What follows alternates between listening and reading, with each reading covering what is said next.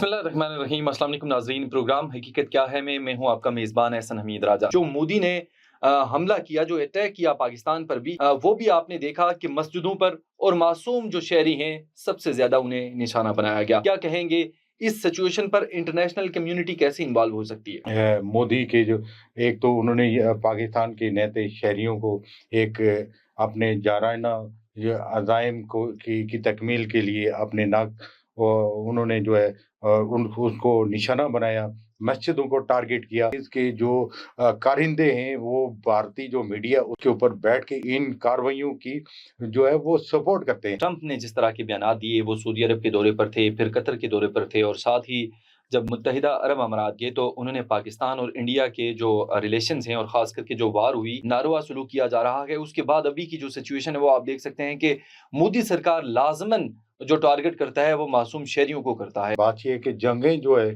जंगों में कोई फ़ातह नहीं होता है और जंगों में जो भी होता है इक़्तिदार के ऐवानों से बहुत दूर जो आम शहरी होते हैं, उसका निशाना वो बनते हैं और उसका फ़ातह कोई नहीं होता है। लेकिन जिस तरह आपने ट्रंप की बात की और ट्रंप ने जिस तरह अपना किरदार अदा किया, तो मैं आपको बताऊँ कि हमारा जो ख़ित्ता है और इंटरनेशनली आप देखें कि जितने भी जो ममालिक हैं, जो नौआबादियाती ताकतें हैं, जिनके ज़ेर तसल्लुत जो खित्ते रहे, तो उनका ये है कि उनका असर जो है आज़ादी के बाद आज भी वो कायम और दायम है।